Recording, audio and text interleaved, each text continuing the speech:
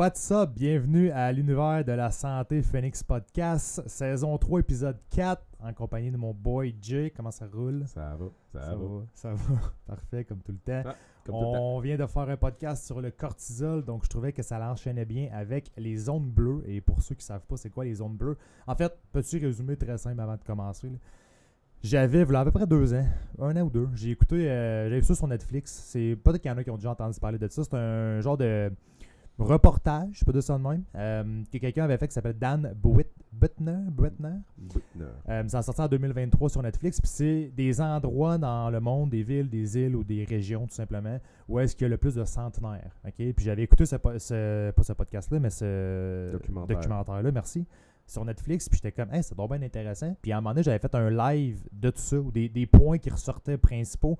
Parce que je trouvais que ça faisait un lien sur ce que nous, on fait dans la vie de tous les jours, de comment améliorer la santé pour faire en sorte d'avoir une meilleure longévité. Là.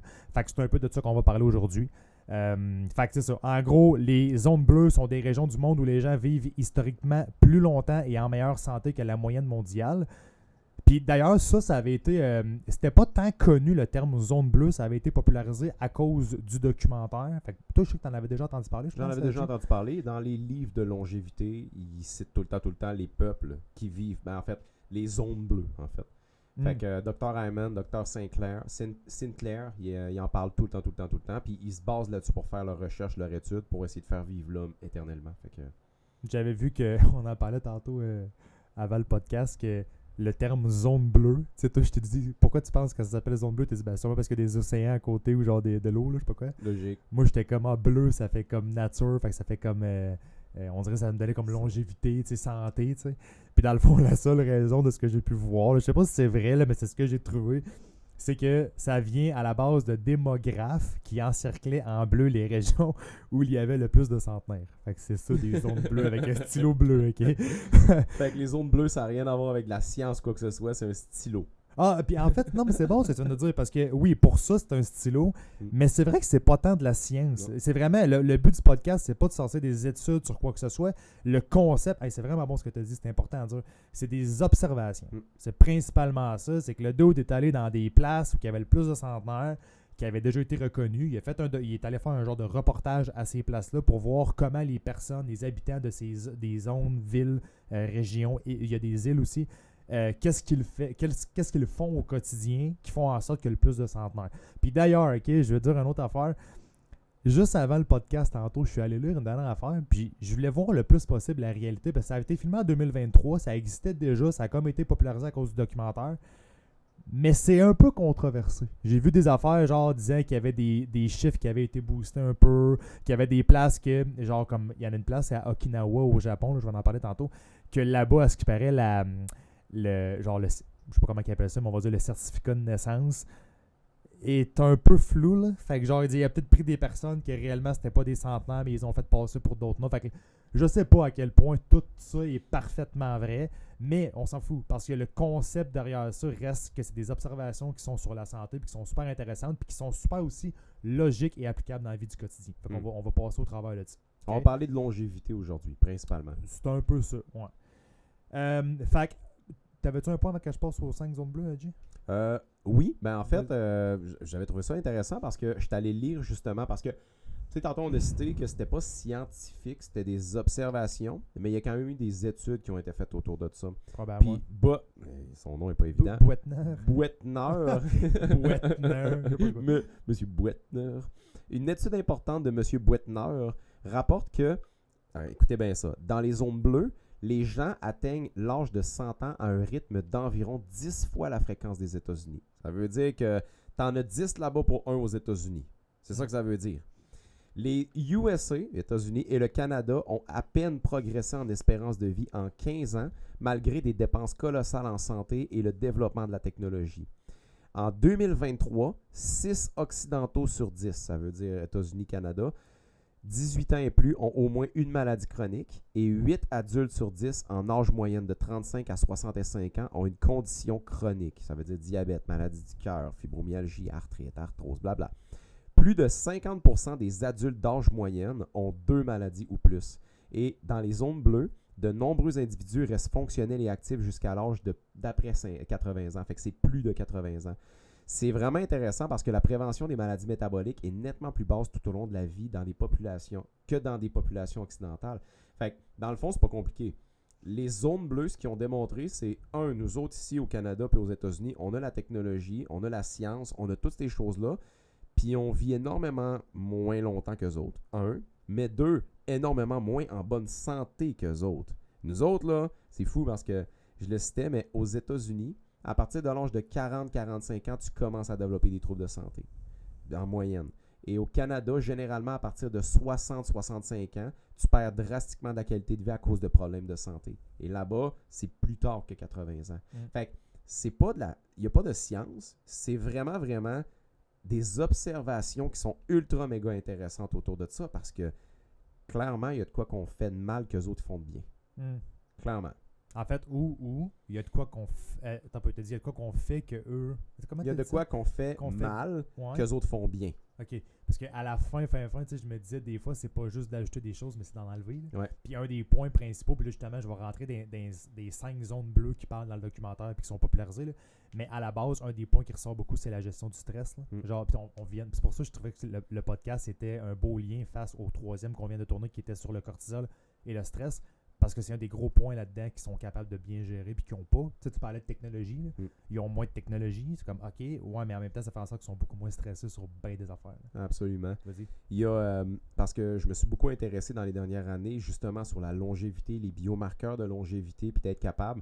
Je suis allé dans des concepts assez concrets et complexes comme le système CRISPR de remodulation génique puis tout, mais tu sais, dans le fond, le concept que Dr. Hyman, un des plus grands spécialistes et reconnu là-dedans, a spécifié, c'est... je vais l'emmener un peu. Le principe, c'est... Ah oui, c'est ça. Sur 100% des causes de maladie, ce que le Dr. Hyman spécifie, c'est que 30% de toutes les causes de maladie qu'on peut retrouver, diabète, maladie du cœur, décès, etc., là, peu importe quoi, c'est génétique. 70% de toutes les causes de maladie sont épigénétiques. C'est ça qui est intéressant et c'est ça qui doit probablement ressortir beaucoup dans les zones bleues. Le mode de vie, dans le fond. Le mode de vie, l'ensemble de ce que tu vis, les stresseurs que tu vis, les déceptions que tu as, les émotions, les antécédents, les accidents, les carences, tout ce que tu vis représente 70% de toutes les causes de maladie. Et ça, c'est le point le plus important. Là, je rembarque dans des chiffres. Sur 70% de toutes les causes épigénétiques, dans ce 70%-là, 80% de toutes les causes de maladies que tu peux comprendre là-dedans se sont causées par un surplus de cortisol ou des déséquilibres qui vont engendrer des stresseurs dans l'organisme et toute la kit. Le stress est au centre de tout au niveau de ce qui est mort prématurée, maladie dégénérative, maladie chronique, diabète, etc. Le stress est important. Fait que ça représente 80% du 70%. C'est fou, là. On rentre dans les zones bleues. Je pense pas que c'est un podcast qui va être extrêmement long, mais surtout intéressant. La première place, c'est Icaria. C'est-tu là tout à l'heure, t'es parti? Ah non, c'était... Non, c'était pas lui, c'était l'autre. Ouais, la première place, c'est Icaria. C'est une île en Grèce. Puis dans le fond, je vais sortir les 5 places. En fait, gars, check en gros. Il y a Icaria en Grèce, Okinawa au Japon. Il y a Sardinia, c'est lui que tu t'avais trouvé drôle. C'est quoi Sardinia en Italie. Loma Linda aux États-Unis, en Californie. C'est ça là que ça m'avait surpris parce qu'on parlait justement d'États-Unis. C'est une place en Californie. Puis, écoute, Nicoya Peninsula au Costa Rica. C'est les 5 places. Puis je vais décortiquer rapidement, je vais les lire, là, mais dans le fond, en 4 points, l'alimentation, l'activité physique, la gestion du stress et les liens sociaux pour les 5 places. T'allais-tu dire quelque chose? Non. Okay. Vas-y.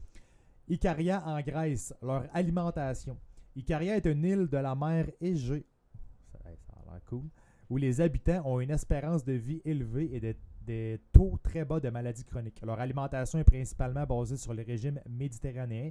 Poissons, légumes, légumineuses, céréales complètes, fruits et huile d'olive. Le dernier, j'ai failli pas le mettre. Consommation modérée de vin. Ça veut pas dire que si tu prends plus de vin que tu vas vivre plus longtemps, là, mais comme... Vas-y. Ça peut être une autre qualité de vin aussi. Là. Si tu enlèves les sulfites du vin, puis qu'il y a des qualités de vin que tu peux prendre qui sont probablement moins nocifs. Ouais. Mais tu sais, ça reste que ça veut pas dire nécessairement que ça aide, c'est juste qu'ils se sont, encore une fois, c'est une observation, ils se sont rendus compte qu'il y avait une consommation modérée de vin. Activité physique, et en fait, je me suis rendu compte que les 5 se ressemblent beaucoup, là, si tu avais à faire une espèce de global. Là. Genre, les habitants restent actifs grâce au jardinage, à la marche et aux tâches quotidiennes, surtout en terrain montagneux. Fait que clairement, les personnes bougent au quotidien, pas juste pour dire je m'en vais au gym m'entraîner, mais leur mode de vie fait en sorte qu'ils doivent bouger au quotidien. Fait que on parlait justement qu'il y a moins de technologie, ça peut être un exemple. Fait qu'ils n'ont pas le choix comme de bouger tout le temps. Tu sais, à un moment donné, tu avais parlé dans un. Ça m'a fait rire. Je pense que dans un podcast, quasiment sûr. Dans genre premier podcast de la saison 1 qu'on avait fait, puis tu avais dit. Le mois de Timothée, c'était ça? Non, c'est pas ça. C'était sur c'était quoi? C'était sur les constructions de la misère. Pas de voyage, de village. Là. Tu dis dans le temps, là, les gars, ils construisaient des villages. Ben, c'est un peu ça. Ils construisent pas nécessairement des villages. Là. On n'est plus en 1900 ou en 1800, mais ça reste qu'ils ont moins de technologie. Donc, tout ce qu'ils font, c'est à pied. Ils vont marcher beaucoup, puis etc. C'est intéressant à voir. Troisième point, gestion du stress. Le rythme de vie y est lent, social et peu stressant. On fait une sur le podcast du cortisol, troisième si jamais vous voulez l'écouter. Les siestes et les fêtes communautaires font partie du quotidien. Fait qu'ils ont du fun, ils sont pas stressés, puis c'est ça. Le rythme de vie il est plus lent, fait que t'as pas besoin de faire klaxonner tout le temps avec du trafic dans plein milieu de Montréal que tu parlais tantôt. Tu te lèves, t'es stressé en partant. Fait que c'est ça. Liens sociaux, la cohésion sociale est très forte et les interactions communautaires sont fréquentes. Ça joue un énorme rôle. Puis dans les livres de longévité que j'avais lus, il en parlait énormément. L'humain est conçu pour être avec d'autres personnes en société, puis d'être accepté par un groupe et tout. Puis si tu prends une personne, admettons, qui s'isole énormément, cette personne-là va avoir une moins longue longévité pour plusieurs biomarqueurs versus une personne qui vit dans la société avec beaucoup d'autres personnes. On est fait pour être une société et de vivre en société. Absolument. Fait que c'est sûr et certain qu'on le voit de plus en plus ici, qu'est-ce qui se passe au Canada, aux États-Unis et tout. On se dissocie de plus en plus, on commence à avoir plus de difficultés à parler à nos voisins, on est beaucoup sur les réseaux sociaux, fait qu'au final, on n'a pas de réel contact humain. Puis c'est sûr, ça vient affecter énormément d'aspects comme la gestion des stress, mais plusieurs comportements aussi dans ta vie et tout. Fait que ça joue un énorme rôle, ça. Tu sais, quand tu étais plus jeune, là, puis t'allais chez un ami, mettons. Qu'est-ce que tu faisais quand tu arrivais chez eux? T'allais cogner à la porte? Là? Non, moi je rentrais straight pipe chez Simon. C'est ton vrai chum, tu rentres chez eux. Sa mère envoyait dans le frigo et elle disait salut Jérôme. Bon, mais tu rentrais direct, ou tu cognais, ou tu sonnais, ou tu passais par derrière le balcon, puis tu le regardais par la fenêtre, tu disais bye bye, viens jouer avec moi dehors.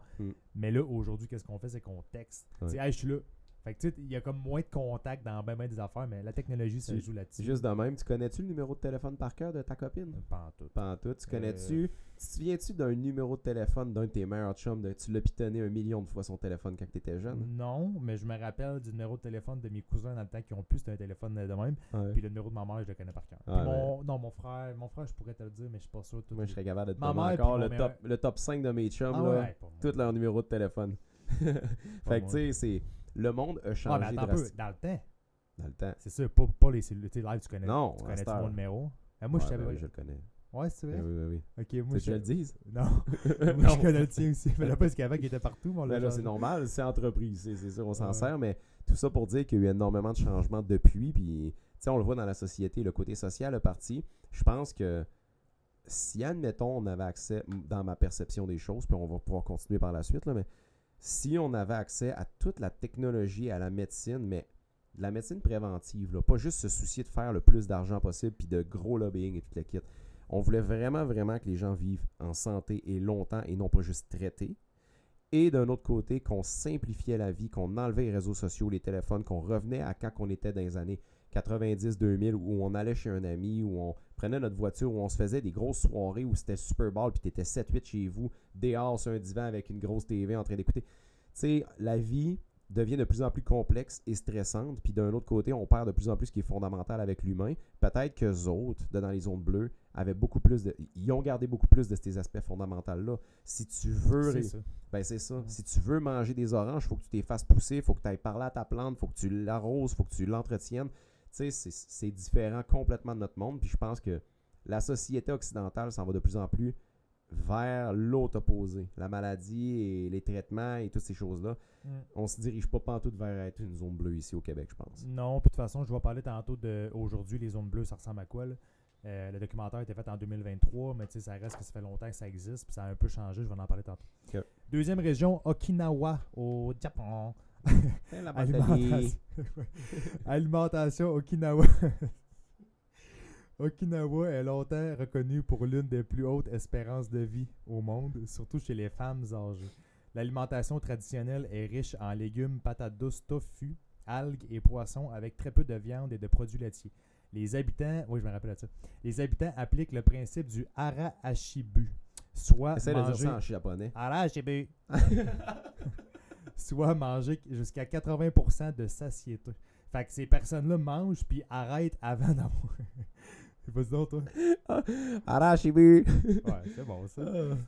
Ouais, fait que tu sais, le fait de manger, puis de avant que tu aies mal au cœur d'arrêter, tu sais, souvent, puis là, c'est la pire affaire, tu vas dans des restos, puis les assiettes sont tellement grosses qu'il y a même nous autres qu'on bouffe à côté, souvent au resto, j'arrive à la fin, puis. Fait que, mais c'est ça, l'arachibus, c'est de faire en sorte de pas te rendre là pour pas scraper ton estomac, puis voilà. Très cool. Je savais pas que ça s'appelait Arashibu, mais ça, j'en parle à mes clients justement que, tu sais, c'est un peu le principe de la leptine et de la gréline, là, comme on parle souvent. La satiété et la faim, il faut que tu sois capable d'écouter ton corps, puis il y a des raisons du pourquoi ton corps t'envoie la faim, mais il y a aussi la satiété qui t'envoie. Il faudrait que tu sois capable de l'écouter parce que il est en train de te dire, là, yo, t'en rentres trop. Là. Le pire moment de ne pas pouvoir pratiquer le hara hashibu, c'est de manger des sushis. Ouais, T'as-tu déjà fini des sushis pour faire comme on aurait pris une dizaine d'autres, mais non, on commande tout le temps 10 de plus, puis il t'en reste 3, puis t'es rentres, puis t'es comme mal au ventre. C'est vrai que les sushis t'overeat tout le temps. Il y a 10 morceaux, t'as plus faim après. Il y en a 36, t'es manges toutes. Ouais. T'arrives au même stade. C'est vrai. Pas du hara hashibu, clairement.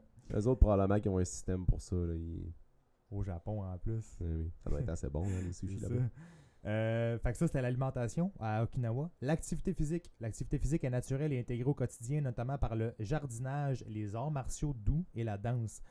Arts martiaux, logique. Puis tu sais, arts martiaux, on parle pas nécessairement on parle pas de UFC. On parle de genre des choses qui permettent de réduire le niveau de stress un peu. Là. Okay? Genre du karaté et des choses comme ça. Gestion du stress. Justement, la gestion du stress passe par la méditation, les rituels culturels et des pratiques de gratitude. Ça, c'est une affaire importante. Puis pour de vrai, jamais j'aurais pensé pouvoir dire ça il y a 2 ans ou 3 ans, mais pour de vrai, c'est incroyable le fait de, encore une fois, on en a parlé dans le dernier podcast, mais le fait que ces personnes-là, s'ils sont heureux, versus si 80% du monde ici au Québec, ou je donne le Québec, là, mais aux États-Unis, peu importe, sont pas heureux. Ça fait toute la différence. Puis être heureux, la gratitude joue un énorme rôle à l'intérieur de ça. Absolument.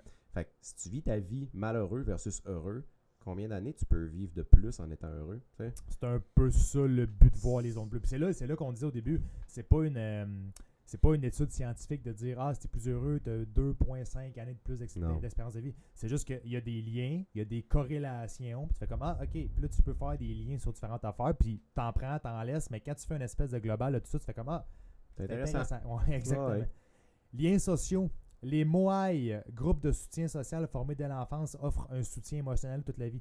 Les Moai, je suis allé là parce que je connaissais pas c'était quoi. Puis c'est des groupes, dans le fond, d'amis, on va dire proches, qui se créent en très bas âge, puis qui maintiennent ça, exemple, à chaque semaine, une fois par semaine, à tel moment, ils se rencontrent.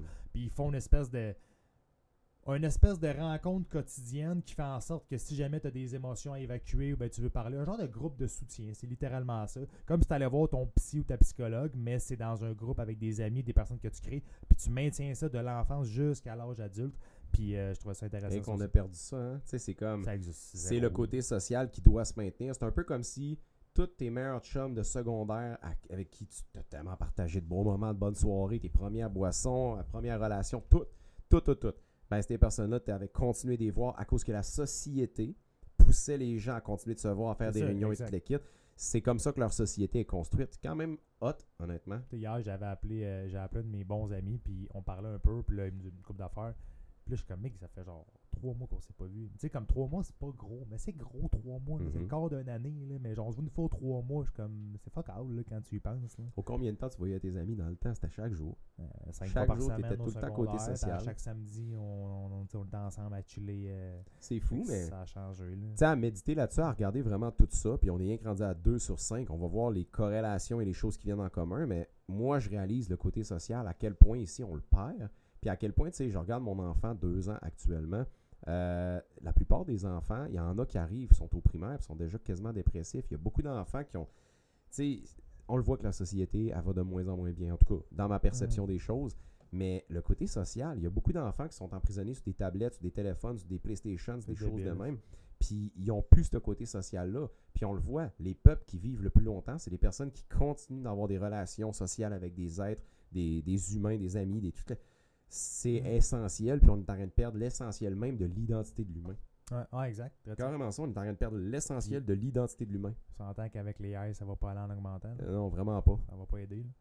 Déménages-tu des zones bleues? C'est quoi? On déménage-tu Phoenix dans... Ben, check, on va se rendre à la fin parce que c'est pas mal moins peut-être beau que ce qu'on peut croire aujourd'hui.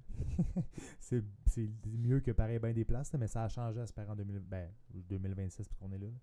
Troisième, c'est lui que tu avais bien aimé le nom tantôt, la Sardinia. Honnêtement, je sais pas si c'est une ville, une île, une région ou ben genre une sandwich, là. Mais c'est une place en Italie. En tout cas. C'est un sandwich italien. C'est une ville là, en Italie. Alimentation dans certaines régions montagneuses de la Sardaigne, notamment la Barbagia. L'alimentation comprend légumes, légumineuses, pain de blé entier, fromage de brebis et vin rouge. Plus végétarien style. Oui puis non, parce que check le dernier, les produits laitiers fermentés sont aussi présents. Fait qu'il y a des produits laitiers. Activité physique, le mode de vie rural implique une activité physique constante liée aux travaux agricoles et aux déplacements quotidiens. Même principe. Gestion du stress, les rituels religieux. Moi, j'ai vu que c'était quand même assez religieux, puis l'autre aussi d'après. Là. Les rituels religieux et les célébrations communautaires jouent un rôle important dans la gestion du stress. Et les liens sociaux, la vie communautaire, les relations familiales incluant la famille élargie et le voisinage sont très présentes. Je ne sais plus c'est lequel lorsque j'avais écouté le documentaire. J'aurais tendance à dire Okinawa ou lui que je viens de dire qui est la Sardinia. Mais il y a une place dans les 5 qu'il y avait beaucoup de bigénérationnels. Okay. Genre, mettons, parents, famille, ils habitaient tout ensemble. Là, puis il me semble que c'était à Okinawa, au Japon, qui mangent, t'as sûrement déjà vu ça, là, qui mangent assis autour d'une table. Puis genre l'arrière-arrière-arrière-arrière-grand-mère, parce qu'il vit jusqu'à 200 ans. T'as l'arrière-arrière-arrière-grand-mère, t'as l'arrière-arrière-grand-mère, t'as l'arrière... Puis là, ils sont tous, c'est comme tabarnak. Ils sont des pièces 10 par 10. Ouais, genre, puis ils mangent à terre. Mais non, c'est le côté social est très, très, très présent. Je reviens encore avec ça. Puis tu sais, mes parents, moi, ils reviennent ils sont allés en voyage pendant genre quasiment un mois au Maroc, je pense, ou dans une place du Maroc. Puis, tu sais, quand ils sont revenus un mois plus tard, on m'ennuyait pas mal. Je leur ai dit comment était votre voyage, contez-nous ça, puis ils nous ont tout montré autour. Puis écoute, c'est malade parce que la réalité là-bas là, est absolument différente de nous autres. C'est complètement, on est délusionné d'à quoi ressemble le monde autour de nous autres au Québec. Sincèrement, délusionné. Puis tu sais, t'arrives là-bas, là, puis t'as des arbres, mettons, de fruits du dragon, puis tu dois aller toi-même cueillir pour te faire ton déjeuner. Il y a des places plus riches que tu vas avoir ton repas, mais là-bas, il y a énormément de pauvreté. Il y a beaucoup de désastres naturels, d'ouragans, de typhons, de choses de même. Fait que des fois, là, tu peux te faire détruire ta maison, il n'y a pas d'assurance, le gouvernement n'aide pas. Les personnes sont beaucoup plus on va dire simples dans leur vision de la vie. Puis si un moment donné, il y a un typhon qui passe puis qui se font bouffer leur maison avec toute leur récolte, avec tout, ben ils se ramassent eux-mêmes seuls à devoir se relever, à devoir se faire un petit shop. Fait que là, ils commencent à se pogner des petits morceaux de bois, commencent à se faire un petit shop, ils s'en vont cueillir des fruits du dragon, ou bien peu importe le fruit, ou peu importe, ils l'amènent dans une boîte puis ils commencent à le vendre sur le bord de la rue, ils se font de l'argent puis le mode de vie est complètement différent. Sauf que ce que mes parents m'ont dit, puis ça a été un point que j'ai fait, oh, OK, c'est différent d'ici. Ils ont fait en moyenne du 20-25 000 pas par jour. Ils étaient toujours debout. Tous les peuples, c'est toujours, dans ce peuple-là, sont toujours debout en train de travailler. T'as une madame de 85 ans, le dos rond, mon gars, là, c'est un arc, là, son dos. C'est Gollum. C'est quasiment ça. Puis elle est en train de construire un bateau de ses propres mains. C'est fou, là. Elle est en train de construire un bateau, de clouer son bois, de mettre ça là pour se faire un petit magasin puis d'être capable de le transporter d'une rive à l'autre. La réalité est absolument différente. Ils sont toujours au soleil. Le niveau de stress, ils vivent un typhon ou un ouragan. Puis, écoute, nous autres, ils en ont eu un là-bas. Là. Ils n'ont pas été touchés, mes parents, mais nous autres, on était quand même stressés. Là. On savait qu'il allait avoir un typhon. Puis, on était comme, c'est pas petit ça là. C'est comme l'équivalent d'un ouragan là, dans le coin là-bas. Puis, le peuple font juste pas être stressé, se préparer. Elle a dit c'était impressionnant. Il n'y a pas d'alarme. Le gouvernement n'est pas là. Il n'y en a pas. C'est spécial. Puis tu vois que ce qu'elle a dit, c'est les gens sont heureux dans une simplicité, là, mais c'est genre, ils ont 1/100 de ce qu'on a.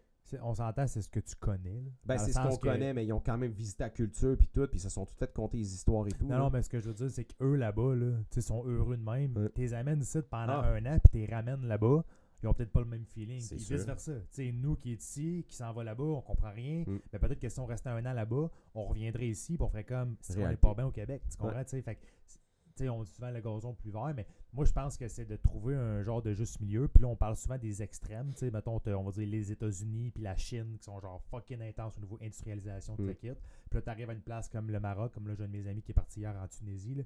Fait que c'est des places genre que tu fais comme ok, c'est beaucoup plus pauvre. Il y a certains endroits qui sont riches, mais c'est beaucoup plus pauvre. C'est le mode de vie complètement différent. Puis là, tu fais comme ben là, genre, on peut-tu trouver une espèce de juste milieu de genre, tu sais, que oui, je comprends de vivre, tu sais, de marcher beaucoup, puis on a la même mentalité là-dessus, bouger, etc., travailler de nos propres mains, mais d'avoir aussi la technologie pour dire que si tu veux t'en aller de l'autre bord de l'eau, tu n'avais pas besoin de construire ton propre bateau, tu peux se payer un bateau, puis tu peux, tu sais, trouver une espèce d'entre-deux, mais c'est rendu que tu as une épicerie à 1 minute de chez vous à pied, tu pognes ton char, tu y vas de reculons. Hein. Ben non, encore mieux que ça. Tu t'en vas dessus une application, tu demandes à quelqu'un de te livrer ça, ça arrive à l'heure que tu veux, puis il te charge 6$ pour le faire. C'est vrai. Hey, je viens d'avoir un flash.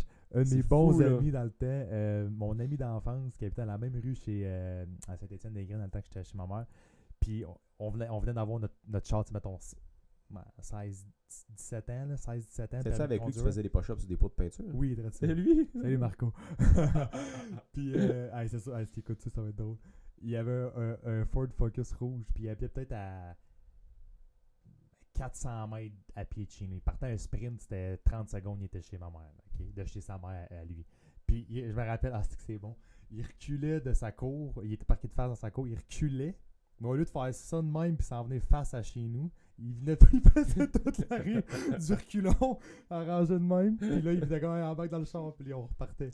Mais en tout cas, c'est ça. Mais c'est juste de comprendre, le mode de vie est vraiment, vraiment différent. C'est pas la même game. On est bien ici, on a plein de belles qualités de vie et toute la kit, mais la réalité ailleurs fait peut-être en sorte qu'ils ont une plus grande durée de vie. Tu sais, nous autres, la meilleure façon de comprendre dans ma perception, puis tantôt je citerai le Dr Hyman puis Sinclair, mais c'est qu'on fonctionne à 120% à l'heure. Fait qu'au final, c'est sûr que la science nous permet de vivre plus longtemps. On a besoin de une maladie cardiaque, tu t'en vas te faire chier les médicaments, tu vas faire ton traitement, tu vas vivre peut-être 15 ans, 20 ans de plus, quand d'habitude, s'il n'y avait pas eu ce traitement-là, tu serais mort.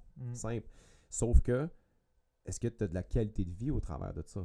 Ben, c'est ça un peu qui est désuet, je te dirais, ici au Québec versus là-bas. Mais il y a des avantages à être ici, mais là-bas, ils ont de la durée de vie, puis de la qualité de vie, puis qui est plus heureux? Je prends une minute pour te parler de quelque chose qui nous tient vraiment à cœur. On a créé un programme en ligne qu'on a développé à partir de tout ce qu'on partage dans ce podcast. Avec la méthode Phoenix, on t'aide à comprendre pourquoi ton corps ne réagit pas comme tu veux, même quand tu fais des efforts. C'est pas juste une question de calories ou de discipline. La méthode Phoenix est un système structuré qui t'explique comment fonctionne ton propre métabolisme et comment adapter ton alimentation pour obtenir des résultats durables. C'est une méthode complète, pas une approche restrictive. Et pour ceux qui veulent aussi accompagner leur processus avec des suppléments de haute qualité, on travaille avec la compagnie québécoise ATP Lab. Leurs produits sont testés et fabriqués selon des standards très élevés et chaque lot est contrôlé avant d'arriver sur le marché. Tous les liens pour te procurer la méthode Phoenix, la formation sur la perte de poids durable et les suppléments ATP Lab sont dans la description du podcast. Merci de ton écoute. On revient à l'épisode. Tu parles de vivre à 120%, puis c'est de même, on dirait dans tout. Tu parles... Moi, tu sais, j'aime bien le sport, là. Fait que, mettons, je fais un lien sur le sport, puis j'aime bien le hockey, fait qu'on va faire un lien sur le hockey. Mais tu sais, c'est rendu que des jeunes, le gars, il a 13 ans, puis il joue Bantam 2A. Ah, c'est fou. Puis là, il est bon. Puis là, c'est comme, tu fais le calcul, qu'il va être repêché à 18 ans, il va jouer dans la NHL à 19 ans, 20 ans. Fait que là, dans 6 ans, ça va donner 2026, repêchage 2032. Hey, ce gars-là, c'est le premier choix, repêchage 2032. Man, le dude, il a 13 ans. Je joue avec des petits autos dans le carré de sable à cet âge-là. Fait que tu sais, la pression de devoir toujours performer, là, c'est un exemple du sport, mais c'est même dans n'importe quoi. Même dans tout. Tu as 13 ans, ton père veut que tu deviennes médecin. À 26 ans, tu dois sortir avec un doctorat et toute l'équipe. Même affaire. C'est fou. On a sorti un peu, mais c'est excellent. 4e place, Loma Linda, aux États-Unis, en Californie. Leur alimentation est principalement végétarienne. Tu vois, là, c'est plus végétarienne. Riche en fruits, légumes, noix et grains entiers, ils évitent le tabac et l'alcool. Fait qu'eux, pas de vin. Activité physique. L'activité physique est intégrée quotidiennement par la marche, le jogging et d'autres formes d'exercice réguliers. Eux, ça a l'air d'être plus, on va dire, voulu. Les autres, c'était plus dans le cadre du travail, de ce que je pouvais voir. Il fallait qu'ils marchent pour aller chercher telle affaire. Eux, ça a l'air plus voulu. Gestion du stress. La pratique religieuse joue un rôle central dans la gestion du stress, notamment grâce au sabbat hebdomadaire. Je l'ai lu tantôt, je me rappelle même plus c'est quoi. Check donc, j'avais lu, puis je viens d'en voir, j'ai un blanc. Là. Grâce au sabbat hebdomadaire qui impose un véritable arrêt. En fait, check, je vais essayer, je pense que je vais en avoir un flash. Tu me le diras si c'est ça, là, avec la définition que tu trouveras. Mais je crois que c'est une fois par semaine de juste rien faire, d'arrêter. Puis je pense que c'est le vendredi ou le samedi. Puis genre, c'est vraiment de dire qu'ils n'ont plus aucun stress, aucune gestion de rien. C'est ça? Ouais. Le sabbat hebdomadaire est une journée de repos volontaire et structurée, observée une fois par semaine, dont l'objectif est de cesser complètement les activités productives pour favoriser repos physique, mental, social et spirituel. Et donc, c'est un arrêt complet du faire pour revenir à l'être. C'est hot. Intéressant. Ouais. C'est hot. C'est un peu ce qu'on est supposé de faire le dimanche. Ici au Québec, dans le temps, de tout le monde dans les années 70, 50 et tout, c'est qu'on allait à l'église, on allait prier Dieu, puis après ça, on rentrait chez nous, on se goinfrait avec un brunch, puis après ça, on profitait du restant de la journée. Le dimanche était sacré pour ça. Là, à cette heure, le dimanche, j'ai fait faire ton meal prep pour aller t'entraîner, pour aller faire ton Costco, pour être en arrière dans du trafic, puis on a perdu encore une fois cette réalité-là. Là. Ouais. Moi, le dimanche, c'est le rush ultime familial. Mais on s'entend que 2 jours, puis je considère pas, on travaille, là, en fait, c'est du travail ce qu'on fait, mais ça reste que c'est une passion. On est chanceux de pouvoir travailler dans notre passion. On a de la gratitude, on a de la gratitude. Mais ça reste que on a quand même juste le samedi et le dimanche à nous autres. Le vendredi, comme là on est vendredi, on va arriver tantôt, il va être mettons 5-6 heures. On va être quand même fatigué là, tout en plus de dormir 4 heures. On a tourné 2 podcasts, on arrive, il faut tout défaire nos affaires, il faut tout je publie les affaires, on va mettre nos cartes. Il va être rendu 6 heures, il faut que je soupe parce que j'ai faim, il va sûrement me commander quelque chose parce que c'est le vendredi. Puis là finalement je suis brûlé, je me couche à 9 heures. Le samedi j'en profite, puis le dimanche on repart meal prep, je vais aller au gym parce que j'aime ça aller m'entraîner. Puis le soir je vais pas me coucher trop tard, je me lève tôt le lundi pour aller travailler. Fait qu'on est tout en course. C'est ça. Tu sais quand on parle de 120%, t'as pas 3 enfants chez vous avec un patron qui te court au cul, puis c'est le mode de vie a changé. Puis on s'entend que, je veux dire, là, j'ai l'air de chialer. Le but, c'est pas de chialer, pas du tout. J'adore ma vie. C'est juste que c'est nous qui a créé quand même, mais avec la modernisation de tout ce qui se passe. Pas qu'on n'a pas le choix. Je pourrais décider demain matin de ne pas travailler les vendredis puis de faire. On pourrait le faire. Mais ça fait en sorte qu'on a comme des fois pas le choix par rapport à où est-ce qu'on veut s'en aller.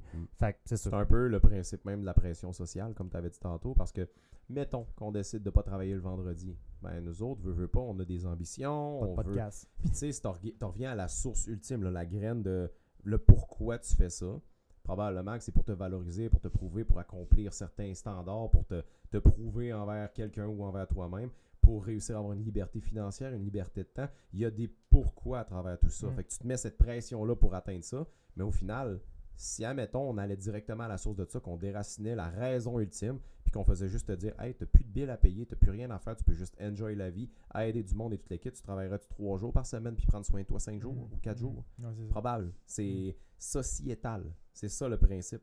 C'est que la société va vite, nous pousse à courir d'un bord puis de l'autre, les comptes à payer, l'inflation là, l'épicerie là, fait que ça fait en sorte qu'on n'arrête jamais puis qu'on se fait serrer de plus en plus. Puis ça, c'est oui des choix personnels qu'on apprend à se désimpacter d'eux, mais on est dans un système comme ça, contrairement aux autres, ils sont dans un système qui est comme bâti différemment.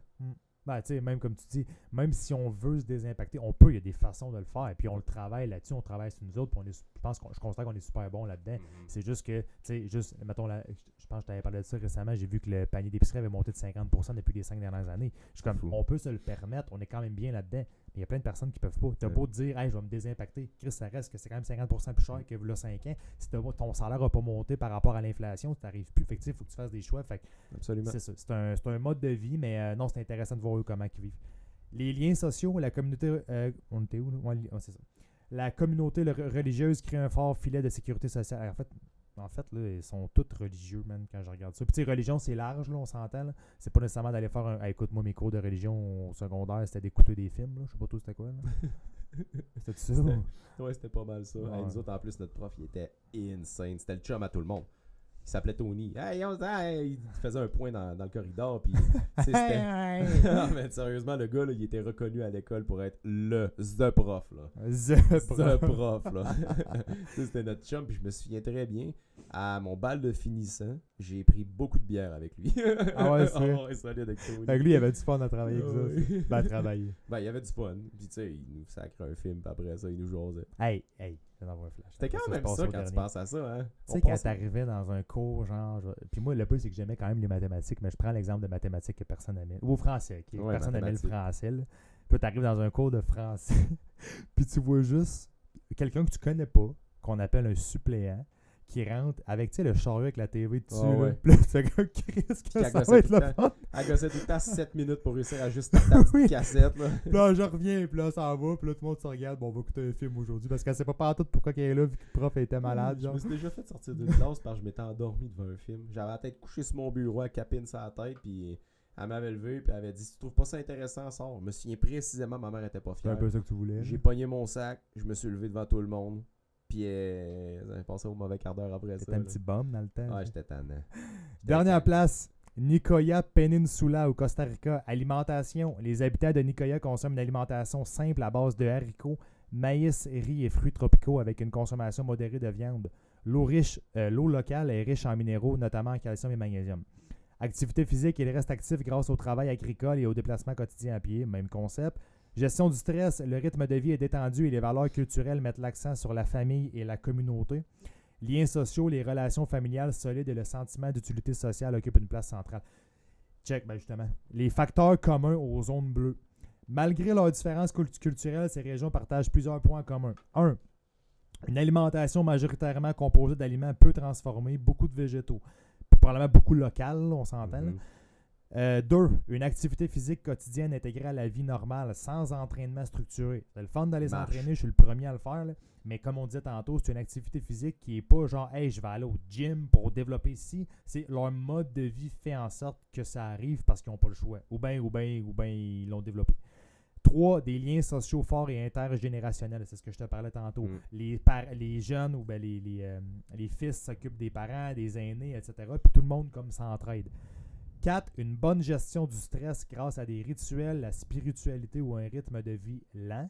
Et 5. Un fort sentiment de but et d'utilité dans la vie. Tu sais, quand tu dis c'est quoi ton objectif, puis t'es comme pas objectif, mais ton but dans la vie, puis tu sais pas trop ce que tu fais, puis pourquoi tu es là, puis c'est quoi ton plaisir de vie, t'as pas de passion, puis t'as l'impression que ta vie elle tourne en rond en esti, là. Ben eux, ils ont pas un mode de vie, ils ont un but, ils savent où ils s'en vont, puis ils ont une raison d'être. Ce que beaucoup de gens n'ont pas. Fait qu'ils sont à la base de tout humain, dans le fond, c'est pas compliqué. Tu manges. Dans le fond, je fais un résumé des points là, parce que ça peut pas être plus simple. Puis là, c'est pas scientifique ce que je dis, c'est une interprétation de ce que tu viens de lire ici. Ouais. Si tu élimines les aliments ultra transformés et transformés, que tu manges juste ce qui provient de la nature, que tu marches entre 8000 et 20 000 pas par jour régulièrement au soleil, sans nécessairement aller t'entraîner, que tu rencontres ta famille régulièrement, que tu apprécies des bons moments de qualité avec tes amis et que tu as une bonne gestion du stress, que tu médites, que tu élèves ta spiritualité, puis que tu as un rythme de vie lent et que tu as un fort but dans la vie, puis que tu as un pourquoi tu avances, puis que tu te réveilles chaque matin, puis si c'est de planter une terre, ça sera de planter une terre, si c'est d'élever une famille de 6, ça sera d'élever une famille de 6. Mais si tu fais ça, tu es propice à vivre plus longtemps que si tu fais juste courir après de l'argent puis essayer d'avoir une Lambo puis te le quittes. Ben, c'est un peu ça. Puis, tu sais, là, on s'entend, je vais y aller très. Mettons, je vais généraliser. Là. Mais, tu sais, eux, exemple, ils se lèvent, puis tu l'as dit. Là, mettons, la personne se lève, il faut qu'elle aille, je sais pas, bon, faire un bateau, comme tu as dit. Je prends ton exemple. Ben, elle se lève en sachant que, bon, elle va prendre un déjeuner, pas stressée, elle va faire un bateau aujourd'hui. Elle a comme un but d'aller faire un bateau parce qu'il faut qu'elle aille son bateau pour aller à telle place puis aider sa famille. Tu sais, il y a quelque chose. Là. Nous, ben là, je dis nous, je m'inclus là-dedans, mais je généralise encore une fois. On se lève, on sait pas trop pourquoi, qu'est-ce qu'on s'en va faire. On s'en va travailler dans un travail qu'on n'aime pas. Là, je prends pas moi parce que j'aime mon travail, là, mais mettons, je généralise encore une fois. Mais tu t'en vas travailler à quelque part que t'aimes pas trop ta job, t'aimes pas ton employeur, tu travailles, t'es en crise un peu, pendant que quelqu'un regarde, mettons ton employé n'est pas là, ben, tu t'en vas gosser sur des TikTok sur tes affaires puis Facebook, tu le quittes parce que tu sais pas trop pourquoi tu travailles. Il est 5 heures pile à 5 heures et 1 seconde. Tu punches puis tu t'en vas jusqu'à chez vous parce que tu as vraiment hâte d'en aller chez vous parce que tu sais même pas pourquoi tu es allé travailler à part pour ton chèque de paye. C'est un peu ça. Là. C'est de dire, t'as pas de. Ben oui, le soir, tu as des enfants. Puis après ça, tu passes ton temps devant la TV puis avec des amis. C'est ça, là, sur TikTok, Instagram. On est super négatif, non, mais pessimiste, mais c'est un peu ça. Je pense c'est de comprendre ce concept. À quantité de personnes qu'on a rencontrées ici en one-on-one à la clinique, on voit qui un vivent peu, ça. Ouais, qui vivent ça. On voit un peu les récurrences, puis c'est carrément ça qui se passe. Là, on le voit, Sam, honnêtement, puis sois honnête, parce qu'on le fait remplir dans le questionnaire, combien de pourcents de personnes qui viennent de te voir cochent qui sont malheureux puis qui sont pas en contrôle de leur vie? Mais tantôt, je sais pas si dans l'autre podcast ou lui, là, mais on disait plus que 50%. Selon toi, de ton côté, de ce qui est des clients que tu vois, parce que peut-être tes clients, c'est une autre réalité, Plus mais que 50%. moi, ça doit être plus que entre 50 et 70% Ouais. des gens, c'est fou, là. Puis au niveau du travail, combien de personnes n'aiment pas le travail qu'ils font? Mettons, on va dire La note moyenne, de passage. mettons, là, va être un 6. Moi, j'aurais tendance à Un dire. 6, moi aussi Ouais. je dirais un 6. Fait que 6 sur 10, en termes d'appréciation, il manque tout le temps beaucoup d'aspects. Fait que c'est incroyable.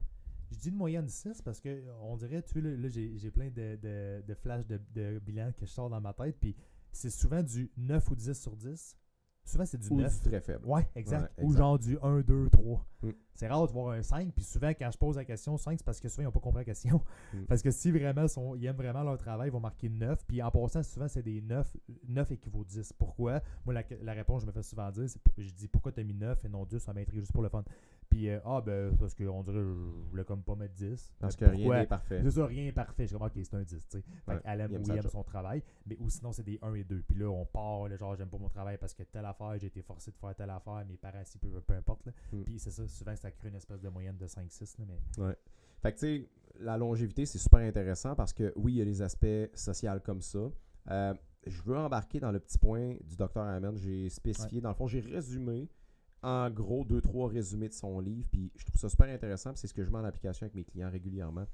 Voici le top 3 des causes majeures de maladies et de morts prématurées en Occident, Canada, États-Unis, etc. Le numéro 1, et c'est la cause numéro 1 mondiale silencieuse selon le Dr. Amen, l'inflammation chronique métabolique. L'alimentation, dans le fond, j'englobe l'inflammation chronique et métabolique qui est causée par une alimentation ultra transformée, un excès de sucre et de glucides raffinés en trop grande quantité à des moments non propices, un déséquilibre glycémique constant. Tu manges full sucre, tu t'entraînes pas, tu bouges pas, tu dépenses jamais d'énergie, tu es tout le temps dans des high et des down glycémiques. Et la résistance à l'insuline, c'est la cause numéro 1 silencieuse. Ça m'a marqué parce qu'il y a un chapitre complet sur la résistance à l'insuline. Puis il disait qu'à partir du moment où une personne commence à être en accumulation graisseuse, comment on appelle le principe même de stockage des graisses? Il y a la lipolyse, puis il y a... On l'appelle le stockage des graisses pour simplifier ça, mais il y a un terme scientifique. Mais à partir du moment où la personne commence à stocker de la graisse, accumule la graisse régulièrement parce qu'elle est très régulièrement ou majoritairement en surplus calorique, la personne, dans le fond, vient à développer tranquillement pas vite une résistance à l'insuline, une mauvaise capacité d'absorption des glucides ou de l'énergie tout simplement. La gestion de l'énergie ne se fait plus de la même façon. Et plus tu embarques à l'intérieur de ça, plus tu vas embarquer dans des désordres mitochondriales. Fait que le corps va avoir de la difficulté à bien utiliser, produire et libérer l'énergie. Fait que ça devient de plus en plus difficile de pouvoir justement libérer tes réserves adipeuses. Et là, à partir de ce moment-là, c'est une roue qui tourne. L'obésité est obésifiant et là, tu commences à prendre du poids plus facilement. Et là, tranquillement, pas vite, tu embarques dedans la première cause mondiale silencieuse qui est l'inflammation chronique. Fait que, tu sais, on entend souvent avec Santé Canada et tout, la cause mondiale de décès, c'est la maladie cardiaque. La deuxième cause mondiale de décès, c'est le diabète. La troisième cause, c'est le cancer. Mais à la base, si on va au préventif, là, la cause de ces troubles-là, si on voulait vraiment aller travailler à la source, c'est l'inflammation chronique métabolique qui est causée par un surplus de sucre, une mauvaise gestion énergétique, des aliments ultra transformés. Fait que qu'est-ce qui va se passer comme conséquence? Souvent, maladies cardiovasculaires, diabète, cancer et maladies neurodégénératives. Il y a de plus en plus d'études qui se relient à ça pour dire que, justement, l'inflammation chronique métabolique, c'est le précurseur de ces 4 grandes causes de maladies, les 4 premières causes mondiales de décès. Le Dr. Amen répète souvent que la majorité des maladies modernes sont des maladies inflammatoires déguisées. Ça veut dire qu'on veut traiter le symptôme. La médecine, généralement, c'est ce qu'elle va faire. OK, tu commences à avoir un manque d'énergie, on voit que tu as une résistance à l'insuline, on va te donner un médicament pour aider ça. Mais à la base, si tu continues tout le temps... Je donne tout le temps cet exemple-là, en fait. Je m'en vais, mettons, je me cogne le coude, j'ai un bleu sur le coude, ça me fait mal. Je me recogne le coude le lendemain, j'ai encore un autre bleu à la même place, ça me fait mal. Je me recogne le bleu une 3e journée. Là, je me dis, Caroline, j'ai vraiment hâte que ce bleu-là s'en aille. Je m'en vais voir mon médecin. J'ai dit, écoute, check mon bleu, j'ai vraiment mal. Peux-tu m'aider, s'il te plaît? Ben oui, je vais te donner un anti-inflammatoire. Il s'en va directement patcher en tant que tel l'effet, mais la cause, c'est le fait que je me cogne. Fait que je prends l'anti-inflammatoire, tac, je me recogne le coude le lendemain. Aïe, aïe, ça me fait encore mal. Le lendemain, toc, je me recogne encore le coude. Ben, c'est ce que les gens font, mais avec leur alimentation, leur déséquilibre dans leur vie, leur cortisol et toutes ces choses-là. Ça, c'est la cause mondiale. T'as bien dit. Hein? J'ai aimé ton exemple. Ouais, le coude. Le mode de vie, la deuxième cause mondiale, le mode de vie qui est ultra toxique pour le système nerveux. Et là, je spécifie, pour le système nerveux. C'est pas toxicité, je mange trop de poison ou je bois pas assez ou peu importe quoi. On parle pas de détox ici. Système nerveux. Stress chronique, manque de sommeil, surstimulation constante d'écran, de caféine, de boissons énergisantes, une surcharge au niveau de l'horaire et l'absence de récupération et de sommeil, de repos et tout. Ça, c'est la deuxième plus grande cause selon toutes les recherches du Dr. Hyman de toutes les causes de maladie. La conséquence, on a un cortisol chroniquement élevé. On a de l'inflammation systémique dans le corps. On vient avoir des dérèglements hormonaux et des cascades hormonaux, comme on a parlé dans le dernier podcast. Glucose, insuline avec cortisol et tout. Et il y a à ce moment-là l'accélération du vieillissement biologique lorsque on est tout le temps dans un mode de vie ultra nerveux et stressé. Le corps, c'est pas compliqué. L'espérance de vie diminue parce que, en expliquant, sans embarquer trop dans le complexe de ce qu'il disait, les cellules, lorsqu'ils vivent trop de stress, vivent de l'oxydation cellulaire, ont tendance à se déformer, à avoir de la difficulté à faire la lecture de l'ADN et de faire la mitochondrie correctement. Et la pression mise sur la cellule fait en sorte qu'il y a un plus grand nombre de tes cellules qui vont éclater, mourir, ce qu'on appelle l'apoptose. Et ensuite, les cellules qui meurent ne vont pas pouvoir se reconfigurer, se retranscrire et se multiplier. Donc, ça accélère le vieillissement biologique cellulaire. Fait que le stress est directement relié à la mort de certaines cellules de ton organisme, cellules nerveuses, cellules immunitaires, cellules toutes, et ça fait en sorte que le vieillissement se fait plus rapidement et la régénération se fait moins bien. Et la troisième, la dysrégulation métabolique. C'est pas juste une question de mauvaise diète, c'est une hyperinsulinémie, une hyperglycémie, de l'excès de graisse viscérale et une perte de masse musculaire par manque d'activité. Si on prend ces trois grands groupes-là et qu'on enlève ça complètement, on prend une personne, on l'évalue, on y bâtit un mode de vie, on la fait bouger, on rectifie les petites difficultés ou les petites incohérences ou bien les déficits qu'elle a dans son corps et qu'on fait un gros travail de remise en place pendant 1 an, 2 ans, cette personne-là vient de minimiser, selon le Dr. Hyman, environ 70 à 80% de toutes les causes à effet des maladies chroniques. C'est malade, là. Fait que le mode de vie, là, c'est pas compliqué. Puis ça, on n'est pas beaucoup ici au Québec à en parler. Aux États-Unis, il y en a beaucoup. Le côté préventif est extrêmement essentiel, mais il est trop peu parlé. Ça passe tout par la prévention des choses. Fait que très important, ça, gang. Je voulais passer à travers ça. Le livre du Dr. Hyman est super intéressant. Je n'ai pas cité le Dr. Sinclair, mais Dr. Sinclair, juste vous dire, c'est un pété, là. C'est un généticien à Harvard et c'est la personne qui est en train de faire en sorte de développer l'ARN messager et toute la science du futur. C'est un pété crackpot. Je trouve ça super intéressant. Il est super brillant. C'est un pété crackpot, mais c'est une expression du Saguenay. Ouais, c'était positif. C'était positif. Là. Pété crackpot. Pété crackpot. Intéressant, man. Ouais. Je pense que ça fait un lien beaucoup sur... Donne-moi 2 secondes. Ouais. Ça fait un lien beaucoup sur les zones bleues qu'on parle depuis tantôt. Ouais. Gars, justement, là, on arrive pas mal vers la fin, mais rapidement, j'avais une note je m'étais mis la mise à jour en 2026 qui a changé. Non, ça m'intrigue, ça. En fait, c'est pas grand-chose, mais tu sais, de ce que j'ai pu lire, puis c'est pour ça que je voulais aller voir, parce que tu sais, le documentaire a été fait en 2023, de ce que j'ai pu voir sur Netflix, par notre boy Dan Buettner. Mais ça existait déjà avant, ça a juste été popularisé. Sauf qu'aujourd'hui, de ce que je peux voir, les zones bleues tendent à disparaître graduellement. Puis dans les 5 places que je mentionnais tantôt, c'est beaucoup moins, on va dire, positif que ce que c'était avant. À cause de quoi? La modernisation, l'industrialisation, toute la kit. Check. Dans plusieurs de ces régions, surtout chez les jeunes générations, probablement à cause de la technologie, mais je ne sais pas, là, on observe une augmentation du diabète, de l'obésité et des maladies métaboliques. Okinawa est l'exemple le plus frappant. La modernisation, la restauration rapide et la sédentarité ont fortement réduit l'avantage historique. Cela montre une chose claire, ce n'est pas la géographie qui protège, mais le mode de vie. Quand l'environnement Quand l'environnement moderne s'installe, les bénéfices disparaissent. Ouais. Tu l'as dit, c'est la technologie. Parce que ça peut. Ouais. Si tu arrives et que, mettons, on va dire, la petite madame qui s'en va construire son bateau, ça, c'est la madame de 80 ans d'Aubin-Rond, mais elle a appris toute son existence qu'il fallait qu'elle crée elle-même ses propres affaires. Fait que c'est normal, elle va marcher 20 000 pas aujourd'hui, elle va être au soleil toute la journée. Les jeunes, s'ils arrivent et que tu as un bateau à vendre à 200$ dans le coin-là, usagé, parce que ça a déjà tout été créé, cette culture-là, ou la technologie de dire, hey, il y a un train à 2$, ben. Ouais, c'est ça. C'est ça. ce qui explique vraiment la longévité. La longévité observée dans les zones bleues ne vient pas d'un super aliment ou quoi que ce soit. Elle repose surtout sur, puis là, je fais un genre de gros résumé de tout ce qu'on a dit, là. Un faible stress chronique, peu de surstimulation, les écrans, le sucre, les horaires genre de nuit, ils n'ont pas ça, ils dorment avec des rythmes circadiens normaux. L'absence de déficit métabolique prolongé, ils mangent par rapport à leurs besoins puis pas de la cochonnerie. Un système nerveux stable parce qu'ils ne sont pas tout le temps stressés puis il y a des façons, des rituels et tout. Et une utilité sociale jusqu'à un âge avancé. Ils s'occupent de leurs aînés, ils travaillent tous ensemble, ils ont des amis pour les aider, etc. Donc, en conclusion, puis tu me diras, Jay, si jamais tu veux acheter quelque chose, tantôt j'avais dit qu'il y avait eu des controverses, fait que c'est ça, c'est de voir aujourd'hui ça ressemble à quoi, ça a changé, mais le concept reste quand même là. En résumé, les zones bleues ne nous apprennent pas quoi manger de plus, quoi ajouter à notre routine ou quel supplément prendre. Elles nous montrent surtout à quel point notre mode de vie moderne use prématurément le corps. Le vrai message des zones bleues, ce n'est pas la recherche de la perfection, mais la réduction des agressions quotidiennes.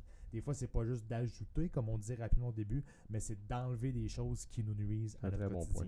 Fait que je pense que ça fait le résumé des zones bleues. Je sais pas si tu voulais ajouter quelque chose avant la fin. Ben, admettons, j'ai à transposer, tantôt j'ai comme fait un résumé de tout, là, mais si j'ai à transposer comment faire en sorte pour avoir une bonne longévité par rapport à toutes les connaissances que j'ai lues aussi, les aliments ultra transformés, c'est vraiment un fléau dans notre société. On mange des additifs, des produits chimiques qui sont hautement cancérigènes ou encore en études. On rentre ça dans notre corps et on se pose la question pourquoi on tombe malade. La détoxication du corps et du système nerveux est vraiment importante, mais quand que je parle de détox, c'est pas de prendre des jujubes qui vont vous faire à l'eau toilette, là. C'est des saunas, marcher, suer, être au soleil, faire en sorte de manger des aliments très riches en nutriments, des antioxydants et tout, boire de l'eau, faire en sorte de ne pas être constipé, fait que d'aller régulièrement à la selle. Les voies d'élimination fonctionnent de même. Là, on regarde dans la société, il y a des femmes qui vont littéralement jamais avoir de menstruation pendant 20 ans parce qu'ils prennent des stérilets, mais c'est de l'élimination de l'organisme. Fait que qu'est-ce qui se passe si on ne fait pas ça? On le sait pas, mais il peut y avoir des répercussions sur la santé métabolique, hormonale et tout. Marcher, c'est tellement essentiel parce qu'on regarde, dans tous ces peuples-là, il y a une chose qui était vraiment en corrélation, puis c'est ça, moi, je pense que j'ai le plus retenu. Ils travaillent de leurs mains dehors, à l'extérieur, un peu comme nos grands-parents dans l'ancien temps. Ils construisent leur village, ou en tout cas, ils construisent leur bateau et tout. Mais, en fait, oui, sauf qu'il y avait une place, je ne sais plus c'était laquelle, c'était Loma Linda, là, je sais pas, là, j'y résume ce que j'ai vu, là, on s'entend, là, mais ça avait l'air d'être plus un genre d'activité physique qui était intégrée au quotidien. Marche, ok, quotidien, jogging, mais tu sais, on s'entend, jogging, ils vont pas jogger pour aller travailler, ils vont jogger parce qu'ils vont jogger pour que ça fasse du bien, mais les 4 autres, puis probablement que c'est un lien avec Loma Linda aussi aux États-Unis, mais c'est clairement le travail au quotidien, comme tu dis, fait en sorte qu'ils ont comme pas le choix, puis que leur mode de vie fait en sorte qu'ils doivent bouger au quotidien. Absolument. Puis ça, je pense que, admettons qu'on prend une autorité gouvernementale qui veut vraiment se soucier de la longévité et de la santé des gens, ce serait de, justement, faire en sorte que les gens soient plus à l'extérieur, plus en société, plus avec des amis, avoir plus de temps pour se reposer, se relaxer, éliminer le plus possible les écrans bleus puis tout ce qui perturbe votre système nerveux, faire en sorte d'être heureux et d'avoir un but dans la vie. Puis généralement, là, c'est pas mal ça qui revient là-dessus.